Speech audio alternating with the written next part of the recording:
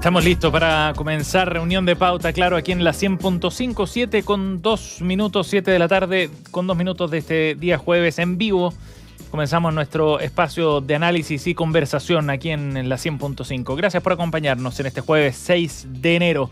Al cierre de este caluroso día, nos damos un espacio para tratar de analizar y desmenuzar algunos de los hechos más importantes de los últimos días. En la 100.5 en Santiago, 99.1 en Antofagasta, 96.7 en Valparaíso, Viña del Mar, también en Temuco, 96.7 y en pauta.cl. Y los que nos están viendo ya pueden observar a nuestro equipo que va a dar forma a la conversación del día de hoy. Estamos junto a nuestros panelistas de cada jueves. Ya nos acompaña Pedro Fierro, abogado, doctor en comunicación de la Universidad de Navarra, académico de la Escuela de Negocios de la Universidad Adolfo Ibáñez, investigador de Fundación Piensa. ¿Qué tal, Pedro? Hola, Sebastián. Hola, Ale y Karen. ¿Cómo están todos? Gracias por acompañarnos. Están de vuelta también nuestras panelistas. Karen Tal, psicóloga, MBA de la Universidad Católica y gerente general de CADEM y directora de ICARE. ¿Cómo estás, Karen? ¿Qué tal? Hola, muy bien, Sebastián. Gracias por acompañarnos. Feliz año a todos. Igualmente. Y también nos acompaña Valentina Salvatierra, magíster en Sociología de la Universidad de Oxford, investigadora del Laboratorio de Encuestas y Análisis Social, el LEAS, de la Escuela de Periodismo de la Adolfo Ibáñez. Bienvenida, Valentina. Gracias por acompañarnos también. Gracias. Feliz año a todos. Feliz año para los tres, por supuesto, en este primer capítulo de jueves de este 2022. Bueno, vamos de inmediato a la conversación del día de hoy. Vamos a estar analizando algunos aspectos del trabajo de la Convención Constitucional y del rol también que han tenido las redes sociales en parte del debate. Lo vimos esta semana a raíz de la elección de la mesa directiva, pero también en otros episodios que es bien interesante analizar. Pero eso lo vamos a dejar como plato de fondo para nuestro primer bloque. Partamos hablando antes de un hecho que ya comentamos en Pauta Final hace algunos minutos. Hoy, 6 de enero, se cumple un año desde un hecho que dio la vuelta al mundo. Fue realmente impactante el asalto al Capitolio en Estados Unidos. ¿Se acuerdan ustedes cuando llegaron miles de manifestantes a rodear el que es la sede del Congreso de Estados Unidos, el Capitolio, ahí en Washington, en el contexto de la derrota que había sufrido Donald Trump a manos de Joe Biden? 5 fallecidos, uno se olvida de esas cosas, pero 5 personas muertas y 140 agentes heridos en este hecho, que hoy fue recordado ampliamente en Estados Unidos. De hecho, Joe Biden en un discurso responsabilizaba directamente al exmandatario. No puede aceptar que perdió, decía, sin mencionarlo en su discurso, y aseguraba que al exgobernante le importaba más su ego herido que la democracia estadounidense. ¿Creen que la democracia norteamericana sobrevivió bien? ¿Hay heridas importantes a estas alturas? Karen, ¿qué dices tú mirando hacia atrás con este episodio que ocurrió hace un año? Sí, a ver, lo veo como, podemos ver, creo, el vaso medio lleno y el vaso medio vacío. Uh-huh. Creo que el vaso medio lleno es que yo creo que un año ya pasó increíble. Creo que este episodio de alguna manera muestra que las instituciones fueron lo suficientemente fuertes para prevenir un ataque exitoso a la democracia, Uh-huh. porque finalmente ahí sigue. Pero también, viendo el vaso más vacío, creo que mostró la vulnerabilidad de la democracia, y pienso que en cualquier minuto esto es algo que podría terminar peor. Como que yo no diría que esto ya pasó y los trumpistas ya fue. Claro, yo creo que esto desaparecieron. Ahora, yo, más allá de eso, porque ya había harta opinión sobre ese tema, también a propósito de la conversación que estábamos teniendo antes que partiéramos. Yo vengo llegando a Nueva York, y a propósito de la diferencia de cómo culturalmente enfrentamos el COVID, y pienso que somos países tan distintos, tan distintos, y a propósito del cuestionamiento de la democracia en Estados Unidos, hoy día en una reunión con gente que invierte plata, como que me preguntaban que por qué yo estoy positiva todavía. Yo sigo positiva en este país. Respecto a lo que va a pasar acá en Chile. Sí, fíjate, y quiero compararlo con Estados Unidos, y creo que no comentamos acá la segunda vuelta. A mí me parece que yo creo que temíamos un poco que Kast cuestionara la elección y tuviésemos una cosa como complicada, como pasó en el 6 de enero en Estados Unidos. Sí. Y creo que el discurso de Kast, la llamada a Boric para felicitarlo por su gran triunfo, la llamada de Piñera, a Boric. Como que creo que tiene que hacernos sentir orgullosos en la comparación. Quería como aportar esa arista. Buen punto, ¿cierto? Es un interesante paralelo. Valentina. Sí, yo concuerdo en que es bastante positivo cuando uno compara lo que fue el traspaso del poder en Estados Unidos con lo que probablemente sea un traspaso bastante ordenado del poder en Chile, pese a la apariencia polarizada de las elecciones. Y además, más allá de eso, y como del espectáculo que fue la toma del Capitolio, que yo todavía me acuerdo así como hace un año estar siguiendo esta cuestión casi en vivo en las redes sociales y era totalmente surreal. Pero creo que efectivamente las instituciones estadounidenses parecen haber sido más resilientes y no verse realmente amenazadas. Yo creo que de hecho hay problemas más de fondo en la democracia estadounidense. Eso era un poco como lo que yo reflexionaba hoy día y conversaba de hecho con mi cuñada, que ella es estadounidense, es de California, y coincidentalmente estoy de vacaciones familiares, así que tuve la oportunidad de conversar un poco sobre cómo lo veía ella. Y ella me habló al tiro de las voter suppression laws, o sea, leyes que hacen más difícil que la gente que debería poder votar en Estados Unidos vaya a votar.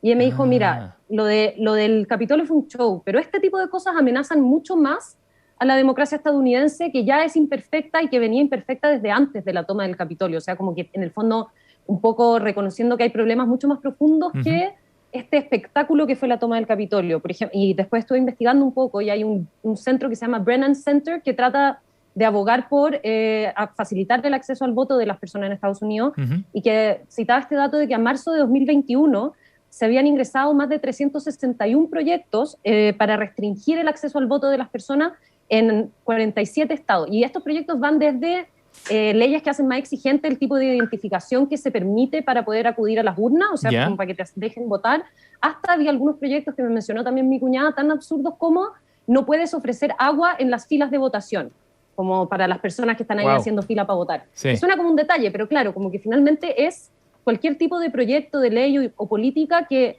haga más difícil que la gente llegue a las urnas y emita su voto. Y eso yo creo que son amenazas mucho más profundas. ¿Y esos son proyectos o regulaciones estatales o a nivel nacional? En general, ese tipo de cosas dependen más de los estados individuales, claro, y hay que ver los casos a caso. Creo que conversamos una noticia colada sobre el caso de Georgia, con estas leyes que impedían la participación electoral de la población afroamericana. No solo para complementar ahí el punto de la área. Sí, pero buen punto, porque también puede ser, si es que es a nivel estatal, claro, en algunos estados es que efectivamente se vayan adoptando estas medidas para favorecer a una tendencia u otra, como un reflejo quizás también de la polarización que se puede ver en Estados Unidos. Pedro.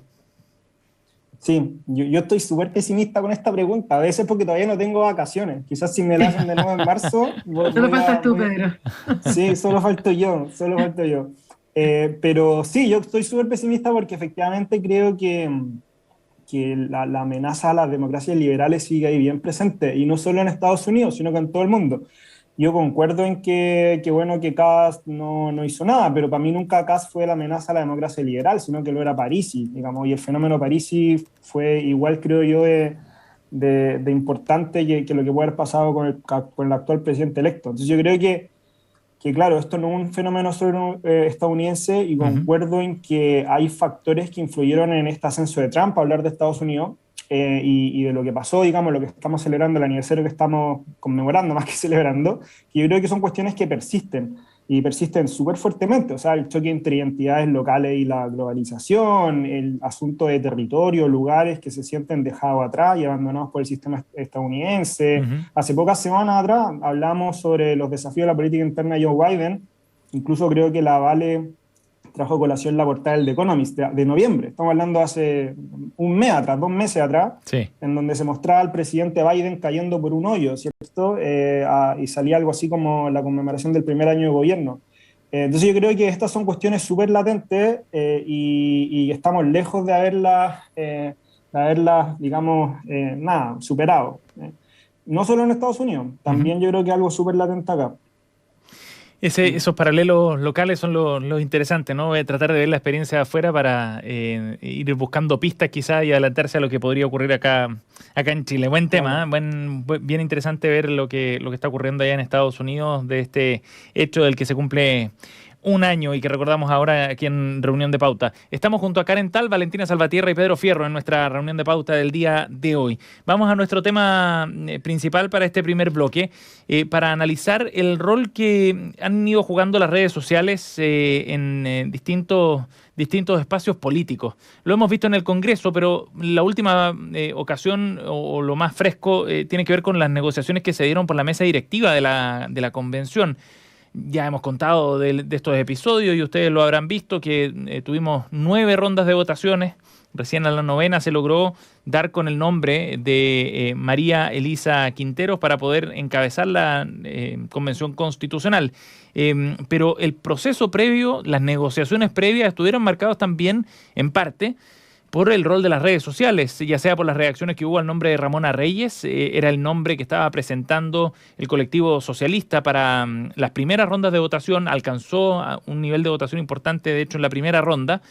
Sin embargo, antecedentes que surgieron luego a través de las redes sociales y que los mismos convencionales empezaron a mirar allí, terminaron por bajar su nombre, asociado fundamentalmente a los juicios que llevó adelante la Contraloría en su contra por su trabajo como alcaldesa en Paillaco, en el municipio de Paillaco.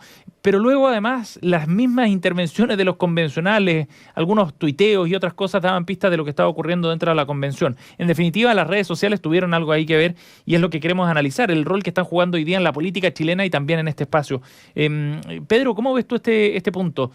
¿Cuál crees tú que fue la incidencia que tuvieron, por ejemplo, las redes sociales dentro de esta negociación y qué rol están jugando, en definitiva, en este proceso, en una instancia tan relevante, además? Sí, yo creo que juegan un rol, yo creo que juegan un rol esencial, pero quiero hacer una prevención antes. Sí.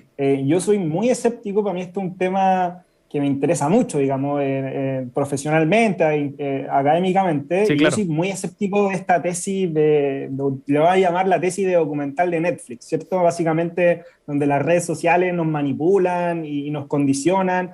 La verdad es que hay bien poca evidencia que sustenta estas tesis que han estado bien en boga a propósito del poder político que tienen las redes sociales. ¿Hay poca evidencia de eso? Sí, la verdad es que hay poca evidencia, o sea, hay mucha evidencia, pero esto no implica, y acá hoy, ¿cierto? Esto no implica desconocer la influencia del mundo digital en el mundo real, por así llamarlo. El poder que tienen las redes sociales en, qué sé yo, en quizás polarizar más el debate o incluso en levantar esta información, pero yo creo que corren por otro cuento. O sea, acá hay varios, digamos, investigadores que hablan sobre esto y que dicen que hoy en día básicamente la acción política o la acción colectiva como que es bastante difícil de separarla del mundo digital. Ya no podemos hablar tanto de participación online o participación offline, porque hoy en día toda participación tiende a interrelacionarse también con el mundo digital, que es el que predomina para muchos, digamos. O sea, antiguamente esto se hablaba de algo muy separado, pero yo creo que hoy en día la nueva esfera pública, por llamarlo de algún modo, es esencialmente también digital y no digital. Y acá hay algunos... pongo un ejemplo. Cuando surge este asunto de las redes sociales y de la vía digital, siempre se decía, por ejemplo, que el territorio iba a dejar de importar. Que, por ejemplo, no sé, que íbamos a poder relacionarnos con gente de otras partes del mundo y que donde tú vivías no iba a ser impedimento para hacer lo que tú quisieras hacer, digamos. Yo creo que eso en parte es cierto, pero, por ejemplo, de mis seguidores de Twitter te aseguro que el 90% son chilenos. E incluso, probablemente, la gran mayoría sean incluso de Viña Valparaíso, que es el lugar del que yo soy. Entonces yo creo que es imposible analizar lo que pasa en redes sociales y el impacto político que tienen las redes sociales como algo, digamos, que está desasociado de la vida física, digamos. Entonces, cuando uno analiza estos fenómenos, dice, claro, y acá ya podemos empezar a responder más la pregunta, pero para darle espacio también a la Vale y a la Karen. Pero claro, efectivamente acá Twitter o Facebook o TikTok o los que sean pueden tener roles bien distintos en el desarrollo político, pero claro, o sea, es como algo bien obvio para mí al menos. No es algo tan desasociado, no sé si se explica bien el argumento. Karen. A ver, yo creo que en este caso particular, si lo entendí bien, creo que hay que decir que aquí no fue Twitter, y yo creo que esto es lo complejo, porque en realidad esto era público de mucho antes. Acá hay un reportaje de resumen de un medio de Concepción, estuvo en La Tercera, estuvo en radio, incluso en televisión. Entonces esto era público antes de que ocurriera el episodio que nos estuvo viendo cómo no podían elegir y cómo la bajaron. Entonces a mí me parece, o sea, entiendo que la pregunta sobre la influencia de las redes sociales en la realidad, pero solo quiero decir que en este caso me parece que esto fue anterior a Twitter y ya estaba en los medios. Entonces a mí me parece más bien que esto nos muestra, nos advierte sobre como un déficit de conducción y liderazgo del Frente Amplio del PS, porque en realidad esto no debía haber ocurrido. Esto no es que lo levantó Twitter en el momento de la votación, esto estaba ahí mucho antes, y ya era público, quiero decir. No es que Twitter lo hizo público, es que esto ya era público y levantado por los medios tradicionales. Pero bueno, ese punto, porque a sabiendas de eso, o sea, se asume que en la negociación estos antecedentes eran públicos, efectivamente, y aún así decidieron llevar adelante el nombre de ella, pero luego lo terminan bajando igual. O como dijo Stingo, debimos haber investigado mejor. Por como que hicieron mal la pega, negociaron mal, no sé. Pero a mí me parece preocupante también pensando como en el futuro y la posibilidad de que tenemos que tener 2/3 para aprobar normas. Entonces, creo que acá más bien hay como una negligencia o más bien un déficit. Como que faltó un chequeo de antecedentes. Faltó un chequeo de antecedentes de Ramona Reyes. Me parece, porque era bastante fácil de encontrar. Entonces, yo creo que acá, más que una influencia de las redes sociales, lo que hubo fue un problema en conducción y liderazgo de estos partidos, que creo que no sé si no chequearon bien o negociaron mal, o algo hicieron que me parece preocupante. Valentina. Ahora, dicho eso, yo creo que sin duda que las redes sociales tienen un poder tremendo. Yo creo que no sobre la opinión pública, sino, como está planteada la pregunta, sino que más bien sobre la élite. O sea, yo creo que sí, creo que la política está muy influenciada por cosas que se discuten a través de Twitter. Eso es indudable. Solo que me parece que en este ejemplo no sé si es el caso. Valentina. Sí, quizás los antecedentes puntuales sobre Ramona Reyes ya estaban de antes y no se les había prestado suficiente atención, y fue Twitter un poco el que catalizó que se le empezara a prestar atención y que se empezara a conversar sobre eso. Y yo creo que en términos más generales todas las negociaciones para elegir la presidencia estuvieron marcadas por un diálogo constante en Twitter, una circulación rápida de información, y creo que eso sí es distinto quizás a cómo se llevaban las discusiones antes. Yo concuerdo con lo que decía Pedro de que esta es como una suerte de nueva esfera pública, creo que es muy cierto.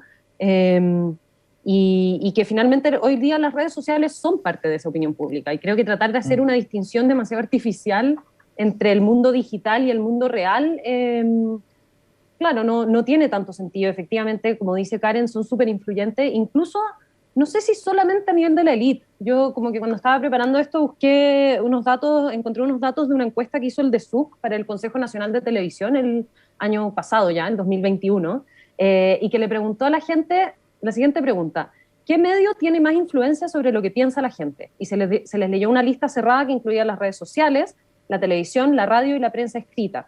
Un 58% de los encuestados, o sea, casi 2 de cada 3 de los chilenos, decía que las redes sociales eran las que tenían más influencia sobre lo que piensa la gente, que obviamente es un constructo súper abstracto, pero que creo que sí va un poco más allá de la élite.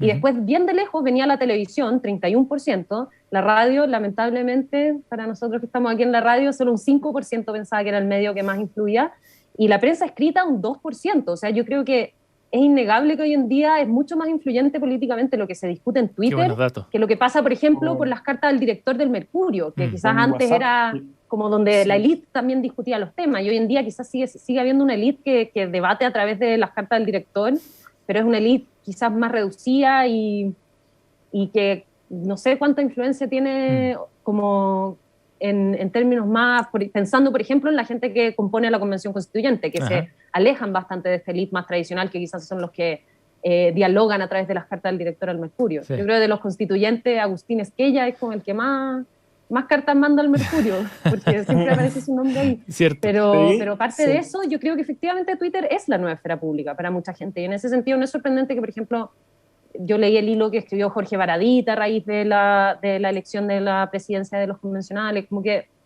es ahí donde se están dando las discusiones, que quizás antes no se observaban tanto, nomás, no sé, ahí creo que sí ha cambiado gracias a las dinámicas que permite Twitter. Sí. Pedro. Sí, yo tengo ahí algunos matices, pero concuerdo en gran parte de lo que se ha dicho. Acá hay algo que es nuevo, quizás, que aportan, digamos, obviamente a las redes sociales, que es el vértigo, creo yo. Ya, esto es más intuitivo, pero hoy en día, efectivamente, acá habían antecedentes que se sabían, y que quizás las redes sociales hacen que la respuesta sea más vertiginosa, sea más rápida. Lo que pasó con Oliva fue emblemático. Probablemente iba a pasar igual hace 15 años, por cómo se supo, por lo que se supo, digamos. Pero las redes sociales hacen que todo esto sea mucho más vertiginoso, ¿cierto? Y que impacte de manera quizás mucho más intensa y más desorganizada también, o más inorgánica, digamos. Yo sí tengo algunos matices con el cuento de la élite. Yo creo que ahí depende mucho de la plataforma de la que estemos hablando. También, porque hoy en día hablar de redes Twitter, sociales también es algo claro. En Twitter yo creo que esa aura que se le da de horizontalidad y democratización a las redes sociales es súper ficticia. Y no sé, uno ve las personas que efectivamente influyen en Twitter y son los mismos que escriben las cartas al director en el Mercurio y en La Tercera, digamos. Y en general ellos son los que amplifican efectivamente muchas veces algunas cosas que surgen desde abajo, que surgen desde otras personas, pero son ellos los que amplifican, digamos, ¿cierto? Entonces yo creo que ahí se dan dinámicas de cuestiones propias de redes, digamos, que son bastante, no sé, yo tengo temores, o no temores, sino que tengo aprensiones respecto a esa tesis de que Twitter va a ser horizontal. Pero sí pasa algo distinto, por ejemplo, con WhatsApp.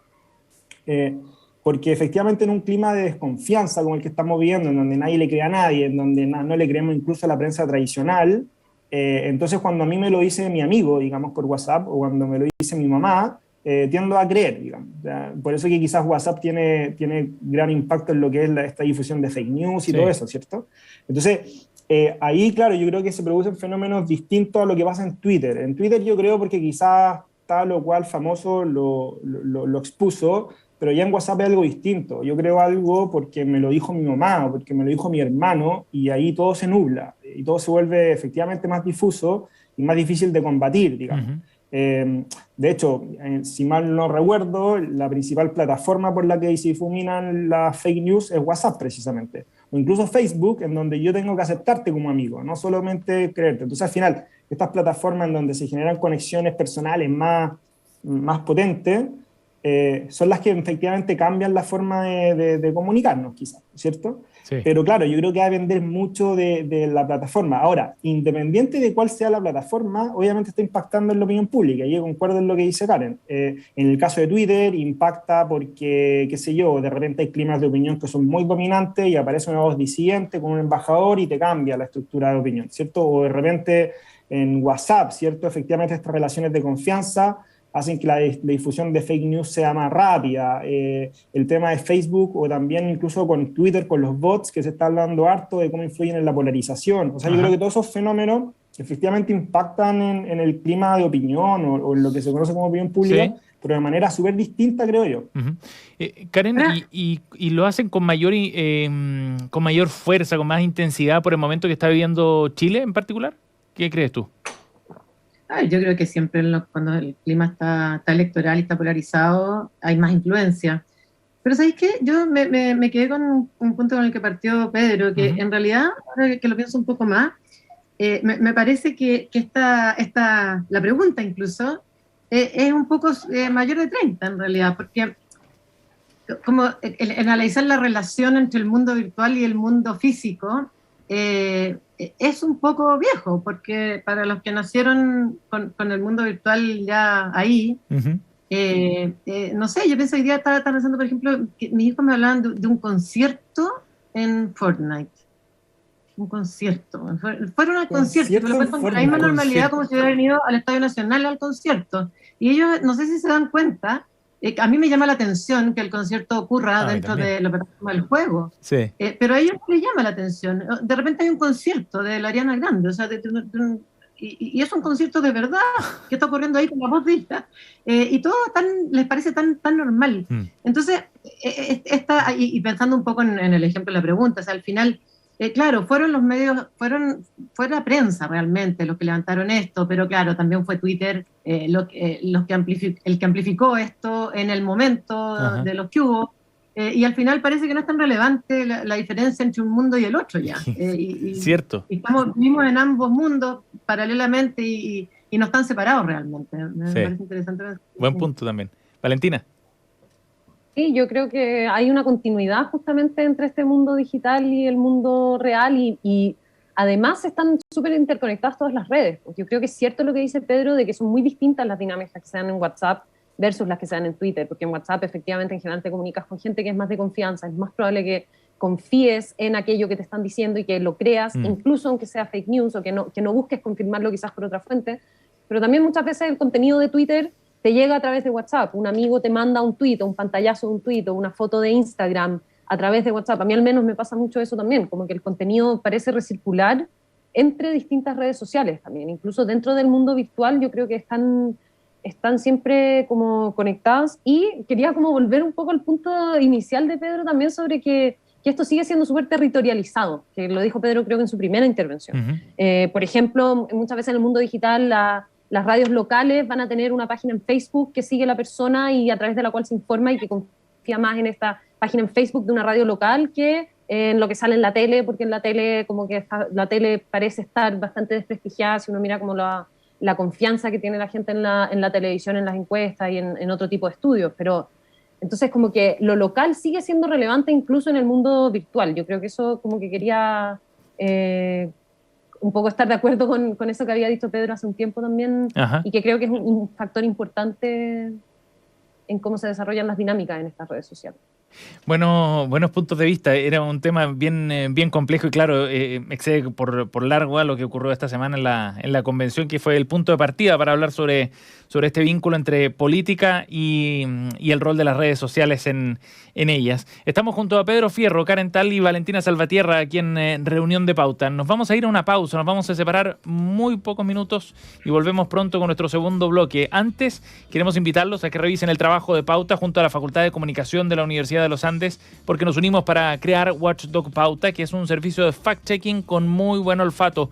Lo puedes encontrar todos los viernes en las plataformas de Pauta. Y para sacar el máximo provecho de tu empresa y sus servicios, es fundamental contar con el software correcto, y en Anholster pueden ayudarte a definir, a diseñar y a construir soluciones tecnológicas que evolucionan y crecen junto a tu negocio. Más información en anholster.com. Vamos al corte, volvemos. 7:29.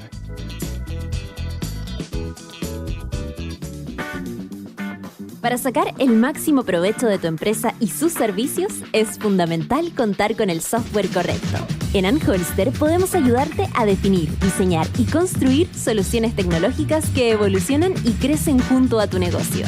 Más información en anholster.com. La Convención Constitucional diseñará las nuevas reglas de todo un país. Pero ¿cuáles son las atribuciones de este órgano constitucional? ¿Cómo debemos entender sus decisiones? Desde un punto de vista de la técnica legal, Pauta presenta Derecho a la Convención, donde el protagonista será el debate jurídico con abogados de amplio prestigio. Acompáñanos todos los viernes a las 17 horas por nuestra señal 2 de streaming en pauta.cl. Y cada domingo a las 10 de la mañana, una repetición del programa en nuestra señal FM de Pauta. Conversa con nosotros en redes sociales. Síguenos en pauta.cl en Facebook e Instagram y pauta_cl en Twitter. Participa, comenta y comparte tu opinión. Pauta, hablemos de verdad. Ya estamos de regreso. Escuchas Reunión de Pauta. Pauta 100.5. 7:30. Estamos de vuelta en Reunión de Pauta y vamos a ir a nuestra efeméride del día de hoy. Es una celebración que se da en varios países. 6 de enero, hoy jueves, se celebra el Día de los Reyes Magos, una de las tradiciones cristianas más antiguas, que tiene lugar 13 días después, exactamente 13 días después de la Navidad. La aparición de los Reyes Magos se da en la Biblia, exactamente en el Evangelio según Mateo, en el versículo 1:12, donde se relata que el rey Herodes, después de haber nacido Jesús en Belén de Judea, se preocupó ante la aparición de magos de Oriente que preguntaban dónde había nacido el rey de los judíos. Luego, esta fecha comenzó a celebrarse en el siglo XIX en España como una celebración infantil fundamentalmente para compartir regalos. Sin embargo, esto se extendió a otros países de la cultura hispana y en este día muchos católicos desarman sus pesebres junto con otras decoraciones de la temporada navideña para cerrar el ciclo. Estamos recordando este Día de Reyes Magos, este 6 de enero. Bien, y aquí en Reunión de Pauta estamos junto a nuestros panelistas Valentina Salvatierra, Karen Tal y Pedro Fierro. Y nuestra sección de las noticias coladas, la pauta que traen nuestros panelistas para el día de hoy. Varios temas bien interesantes para conversar. Partamos en la tecla de elecciones, una tecla presidencial que nos propone Valentina Salvatierra para destacar que este año habrá elecciones presidenciales en 3 países de la región bien relevantes: Brasil, Colombia y Costa Rica. Cuéntanos, Valentina, sobre este tema. Noticia porque estoy acá en Costa Rica de vacaciones. Estás por allá todavía. Así que vi algunas propagandas electorales y todo, y como que me puse a averiguar. Y me llamó mucho la atención. Bueno, de los 3 países que menciona este artículo, el que tiene las elecciones más pronto es justamente Costa Rica, el 6 de febrero, y hay 25 candidatos presidenciales. 25, si creíamos que nosotros estábamos fragmentados. Y además la fórmula me pareció inusual. Para cada lista, en el fondo, hay un candidato presidencial y 2 vicepresidentes que se eligen en conjunto. O sea, como que se vota por esta fórmula de presidente y 2 vicepresidentes. También era algo que yo no había escuchado antes y no tenía idea que funcionaba así. A grandes rasgos parece que los candidatos que más van liderando las encuestas son de centro o centro derecha o derecha. La izquierda parece no estar muy posicionada en las elecciones de Costa Rica. Pero claro, son altos candidatos, lo más probable es que haya una segunda vuelta. Y un dato interesante que destacaba este artículo es que hay una suerte de insatisfacción con la clase política súper general, porque el candidato que representa la continuidad, no se puede presentar a reelección el actual presidente, pero el candidato que representa la continuidad del actual gobierno parece que está marcando muy bajo en las encuestas. Entonces eso daría cuenta un poco de que esta desafección con el establishment político, como con los dirigentes que están actualmente en el poder, en el fondo este artículo lo muestra como algo que sería bastante generalizado en varios lugares en Latinoamérica. Después pasamos a Colombia, que sería el próximo país que va a tener elecciones, que creo que eran como en mayo, y luego Brasil en junio. De nuevo, parece que en Colombia el presidente actual, más de derecha, no está particularmente bien posicionado en las encuestas, el actual presidente Iván Duque, y tendería a ser más un izquierdista, Gustavo Petro, el que estaría mejor posicionado.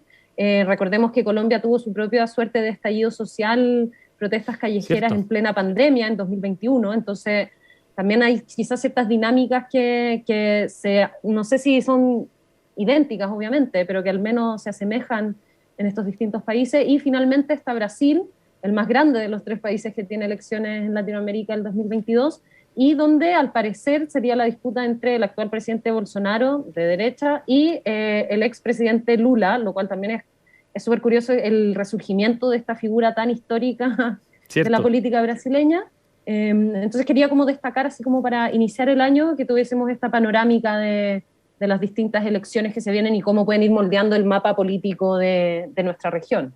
Buen contexto. Va a ser bien interesante, sobre todo para ver cómo coinciden las tendencias en esos países, Brasil en particular y Colombia, con lo que va a ocurrir acá en Chile también. Karen.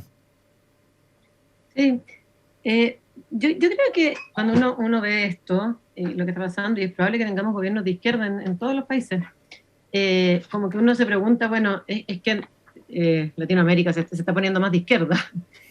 Pero en realidad yo creo que no. A mí siempre me preguntan mucho si creo que con lo que hemos visto en las últimas elecciones en Chile es que Chile se izquierdizó. Y yo creo que no, ni Chile, ni tampoco Brasil, ni Colombia, ni Costa Rica. Yo creo que la gente es pragmática y la gente quiere una mejor calidad de vida. Y lo que va pasando es la alternancia, porque tenemos cada vez ciudadanos en todos los países más exigentes y más insatisfechos. Justo hoy día estaba viendo un gráfico de la aprobación presidencial desde Elwin hasta Piñera 2, y es increíble cómo la tendencia es a la baja. O sea, si antes nos movíamos entre el 50 y tanto, 50, ya después pasamos como a 4 años entre el 40 y el 30, y ya vamos en el 30-20, Y cada vez, o sea, los gobiernos están teniendo que gobernar cada vez con menos aprobación. Eso es un hecho, y es un hecho acá y en todos los otros países. Entonces, claro, lo que va pasando es que eso produce alternancia en el poder, porque la gente está insatisfecha y vienen las promesas y se elevan de nuevo las expectativas, entonces nos vamos hacia el otro lado. Y creo que coincide que en estos países hemos tenido gobiernos de derecha y ahora la gente quiere gobierno de izquierda, y lo más probable es que yo creo que el próximo vuelva a la derecha. Pedro.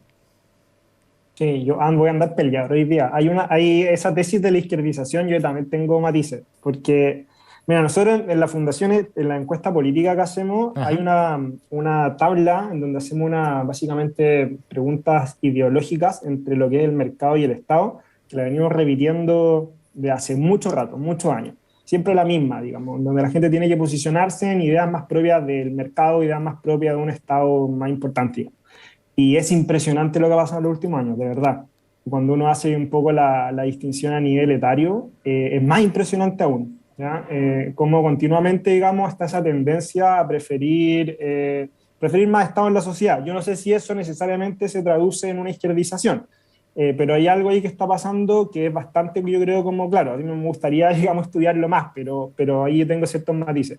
Pero claro, respecto a la noticia de la Vale, hay un tema que a mí me llamó mucho la atención, y este cuento de que en las 12, de las 12 últimas elecciones, en 11 han ganado los opositores. Encuentro que eso es súper, no sé, extraño, digamos, por decirlo de alguna manera, porque en general, claro, siempre se habla de que los que tienen mayores oportunidades y posibilidades de salir son siempre los incumbentes, porque tienen ventajas, tienen más exposición, mayor visibilidad, ya son conocidos, sí. Pero es súper extraño que el único caso en que ganó el incumbente fue Nicaragua, decía en la noticia, que este caso que está, digamos, que se hizo que hubo fraude ahí, pero claro, o sea, yo creo que hay un tema ahí que hay que también, ojalá, hacer un doble clic, ¿cierto? Porque al final la gente está votando por cualquiera, menos por el que está en el poder o menos por el establishment. En el caso en Chile, en la Convención Constitucional, yo no he contrastado si es que esto es cierto o no, pero a mí me decían que habían muchos convencionales electos de la lista del pueblo que eran los primeros de la papeleta, digamos. O sea que básicamente la gente iba a votar por cualquiera que fuera la lista del pueblo. Sí. Era lo mismo, quien fuera, digamos, ¿cierto? Pero lo que no quería era votar siempre por los mismos, digamos. Entonces yo creo que ese fenómeno es súper choro de hacer un doble clic, creo yo, y de ver qué es lo que está pasando.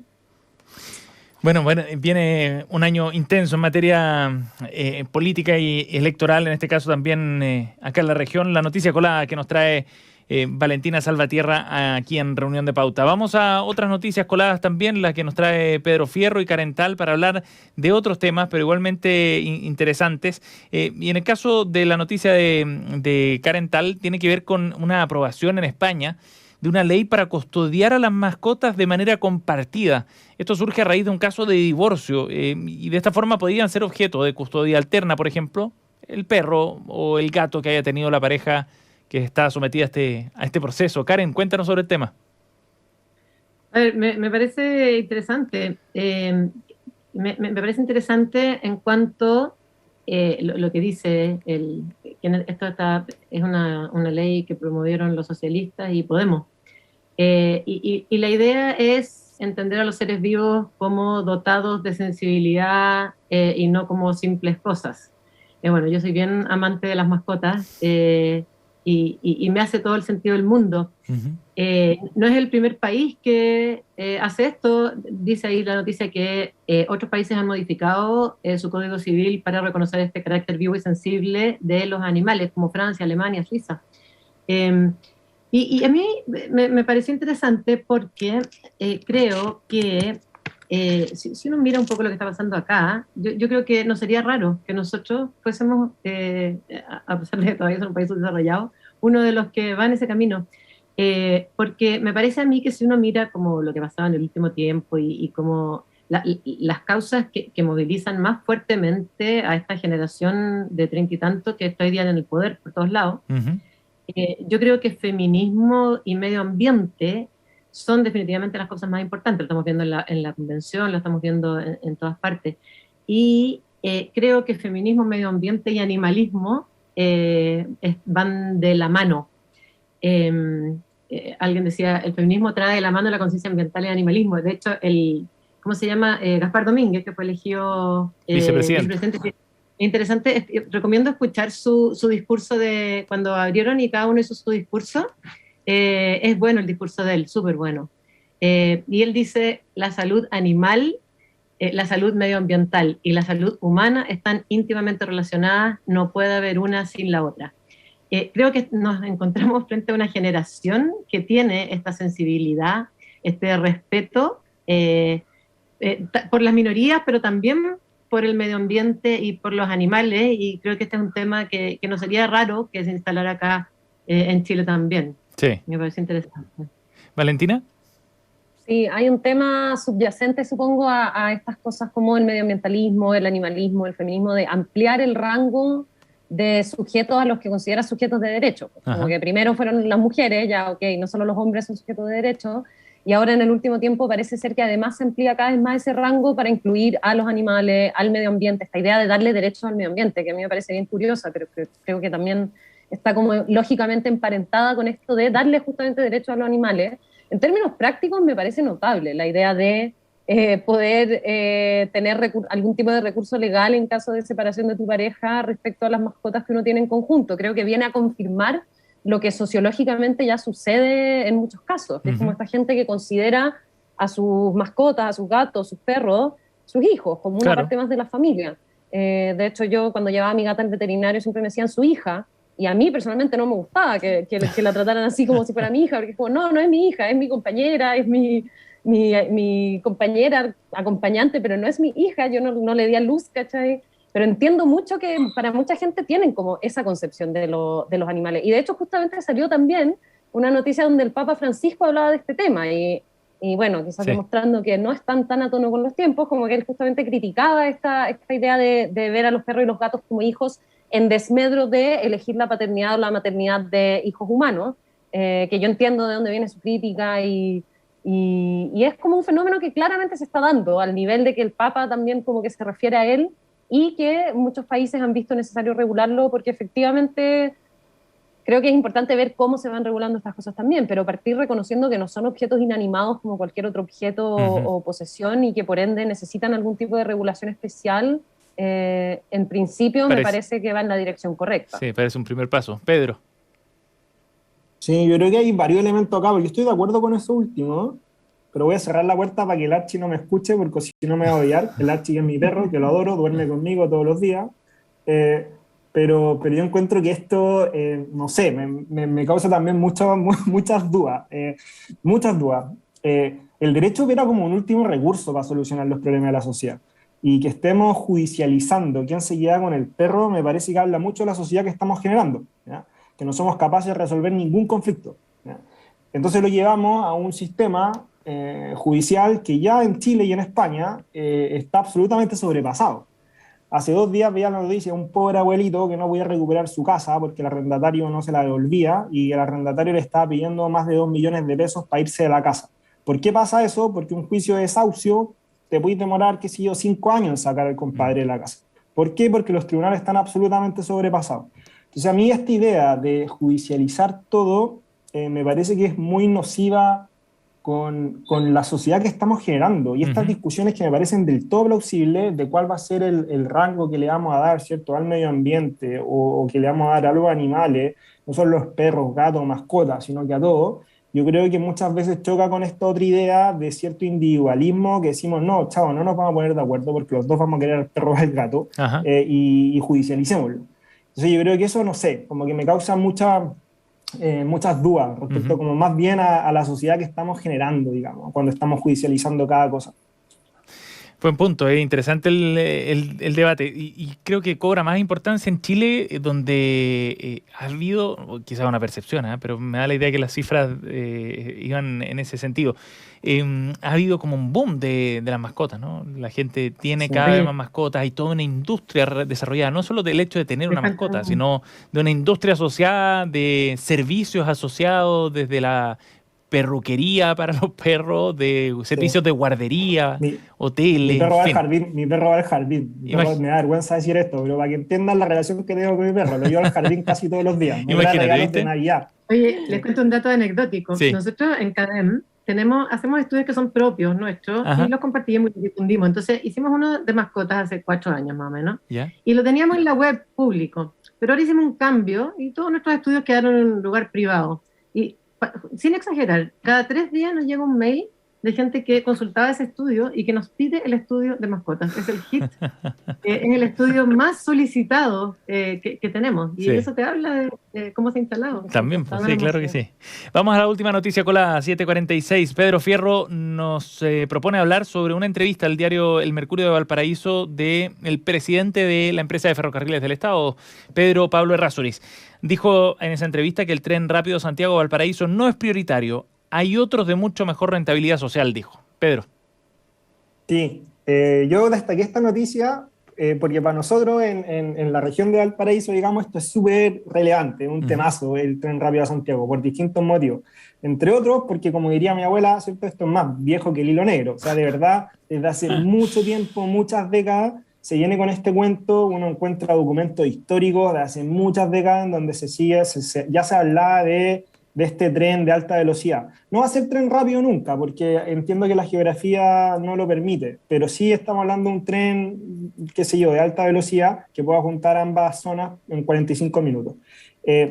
Acá el problema es más bien, claro, la forma en que creo yo Pedro Pablo Errázuriz siempre se ha enfrentado a este tema. Ya él siempre lo ha hecho de la misma forma. Él siempre se ha declarado en contra del proyecto y ahora la excusa es la evaluación social, digamos, o la rentabilidad social, pero sin conocer los resultados. O sea, él habla, digamos, de este estudio, nadie puede verlo, digamos, no sabemos qué es lo que se está evaluando por un lado, entonces se genera una dinámica súper poco transparente, que eso es lo primero, digamos, que a mí me llama la atención, pero lo segundo es qué pasa con la voluntad política atrás de este proyecto.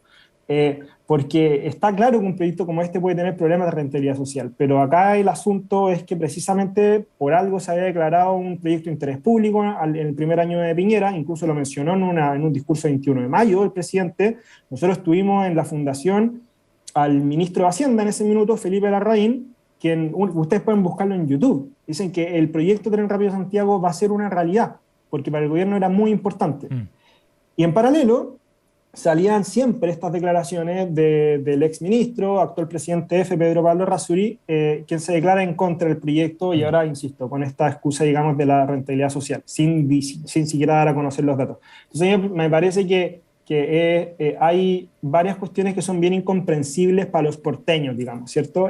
Como señales que son más bien difusas, señales incorrectas, que por un lado el presidente y el ministro de Hacienda estén relegando la importancia de este proyecto y por el otro el presidente F siempre se muestra en contra. No sé, yo creo que ahí vamos a seguir con este cuento muchas décadas más probablemente por cómo se ve el asunto. Karen. Sí, yo en realidad más que comentario, yo creo que este es un tema que probablemente obvio toca mucho más a la gente que vive allá y que se ilusionó además con una noticia, si era un hecho. Yo más que un comentario tengo como la duda, la pregunta de ¿por qué pasó esto? Porque en realidad esto se viene hablando hace rato y efectivamente Piñera esto lo anunció como un hecho. Sí. Y después se suspendió el proyecto, pero fue incluso antes del estallido social y antes de la pandemia. Entonces como que yo no entiendo realmente qué es lo que pasa. Yo creo que acá nos falta información. Valentina. Sí, es bien curiosa la forma en que Pedro Pablo Errázuriz aborda el tema, porque la noticia habla de que Errázuriz afirmó que según sus estimaciones, no las de EFE, entonces parece haber una cosa media, no sé si arbitraria o como que él está tomando esta decisión sin seguir, como dice Karen, como qué pasó, no hay una suerte de conducto regular para que este proyecto que supuestamente ya está en curso de realizarse, hay 2 consorcios que presentaron proyectos, como, ¿por qué no avanza? ¿Es por una cuestión como individual de este señor? A mí me llamó harto la atención también, claro, lo que dice Pedro de los estudios que supuestamente él cita, que habla de que la inversión total debe ser de entre 4.000 millones y 5.000 millones, sí. Y luego la misma noticia cita que los proyectos eran uno por 2.400 millones y otro por 1.400 millones. Entonces es harto menos el costo, al parecer, de lo que él cita como este costo de inversión total, que no sé de dónde viene como ese diferencial que él le agrega al costo que tendrían los proyectos inicialmente, tampoco queda claro. O sea, yo creo que efectivamente hay un problema, si es que efectivamente no es rentable socialmente, tendría que estar mucho mejor justificado, porque mi intuición, sin conocer tanto del tema obviamente, es que sería un proyecto que sí sería muy rentable socialmente poder conectar estas dos ciudades donde mucha gente vive en una y trabaja en la otra o viceversa. Exacto, y donde se ve un flujo ahora, de transporte de pasajeros y de carga muy, muy importante. Claro. Sí. No he escuchado, eso sí, a las empresas que habían presentado los proyectos todavía, pero es un tema para monitorear en las próximas semanas, porque lo que parecía en esta entrevista era que había ya una decisión tomada respecto a este proyecto, al Tren Rápido Santiago-Valparaíso. Estamos aquí en reunión de pauta con Valentina Salvatierra, Karen Tal, Pedro Fierro, nuestro panel de los jueves, y vamos a ir a los datos y recomendados que nos traen nuestros panelistas en cada sesión. Al final del programa, algunas sugerencias para tomar nota. Karen, partamos contigo. Ya, yo quiero recomendarse, están abiertas las inscripciones para esta iniciativa Museos en Verano del Ministerio de la Cultura. ¿Ya? Que básicamente consiste en que hay un día que es el 13 de enero, donde hay una entrada liberada a más o menos 50 espacios y museos principalmente, tanto públicos como privados. Ajá. Y no solamente que es liberado, porque bueno, muchos de esos probablemente son gratis, no todo está el Bellas Artes, por ejemplo, pero también hay especialmente ese día música, charlas, visitas guiadas, exposiciones que no están... y además tiene una característica que esto es en museos que están en todas las regiones, ahí, desde Arica a Magallanes. Entonces creo que están abiertas las inscripciones en www.museoverano.cl y ahí uno pone la región y te aparecen todos los museos donde puedes ir este día bueno, de manera... Está muy bueno. Claro, aquí se faltan 7 días, te puedes inscribir, están los horarios y efectivamente está todo por región. Por ejemplo, acá en Santiago, el Centro Cultural La Moneda, la Casa Museo de Eduardo Frei Montalva, ahí en la comuna de Providencia, el Memorial de Paine, el Museo Chileno de Arte Precolombino, el Museo de Casablanca, Museo Natural de Concepción. Está bueno, qué buena iniciativa. Está muy entretenido, la guía completa y la inscripción también ahí en museosenverano.cl. Buena recomendación, me gustó. Yo me voy a inscribir ahí en algunos y sobre todo cuando faltan panoramas en verano acá en Santiago. Pedro. Sí, yo voy a recomendar un libro ad hoc con el tema que hablamos, porque hay muchos libros escritos sobre redes sociales y política, pero la verdad es que hay uno que a mí me gustó mucho, que igual es del 2015, parece nuevo, pero para estas cosas es bastante antiguo, con un libro que se llama Political Turbulence, que es de Helen Margetts y otros 3 profesores del Oxford Internet Institute, y que es un libro bien choro, un libro de difusión, pero escrito por puros académicos, entonces ocupan hartos datos, se basan en harta evidencia, y básicamente se trata sobre cómo las redes sociales influyen en este nuevo mundo político, que se perciben, según ellos, como más pluralista, lo que podría ser positivo, pero al mismo tiempo como un mundo mucho más desordenado, de una forma mucho más caótica y turbulenta de hacer política. La verdad es que está bien choro, y claro, hace una síntesis de todos estos temas que hemos estado hablando, así que lo recomiendo. Political Turbulence. ¿Sí? Bien, ¿quién es la autora? Helen Margetts y otros. El otro no lo anoté, pero son 4... Buena recomendación, ad hoc además con lo que estábamos hablando recién ahí en reunión de pauta. Valentina. Sí, muy buen dato el de Pedro, no lo conocía el libro, así que lo buscaré. Yo tengo una recomendación musical, en realidad. Quiero recomendar el nuevo, no tan nuevo, salió el año pasado, disco de la cantante neozelandesa Lorde, que tuvo un hit por ahí por el 2015 y ha sacado 2 discos después de eso, y sacó el año pasado este disco Solar Power. Lo estaba escuchando harto porque como estaba de viaje no tenía internet móvil, tuve que como descargar un CD y escucharlo así todo el rato el mismo CD, y en verdad fue una experiencia muy agradable. Siento que es el tipo de disco que mientras uno más lo escucha, más le vaya agarrando el ritmo a las canciones, vaya escuchando las letras. Tiene varias letras que hablan sobre, por ejemplo, el cambio climático, un poco como el mundo que le dejamos a las nuevas generaciones, pero en un tono bien irónico y como astuto. Y es un buen disco de pop inteligente, diría yo. Así que lo recomiendo harto. Es alegre también. Buena recomendación. Buen disco para el verano. Estamos escuchando de fondo algo, nuestro DJ Jorge González esa ya... Solar Power, la que da el título al disco. Exactamente. una gran artista además, Lord, así que vale la pena echar un vistazo a ese disco. Valentina Salvatierra, Karen Tal y Pedro Fierro han estado con nosotros aquí en Reunión de Pauta. Muchas gracias a los tres por acompañarnos. Que estén muy bien. Gracias. Chao, que estén bien. Para sacar el máximo provecho de tu empresa y sus servicios es fundamental contar con el software correcto. En Anholster pueden ayudarte a definir, diseñar y construir soluciones tecnológicas que evolucionan y crecen junto a tu negocio.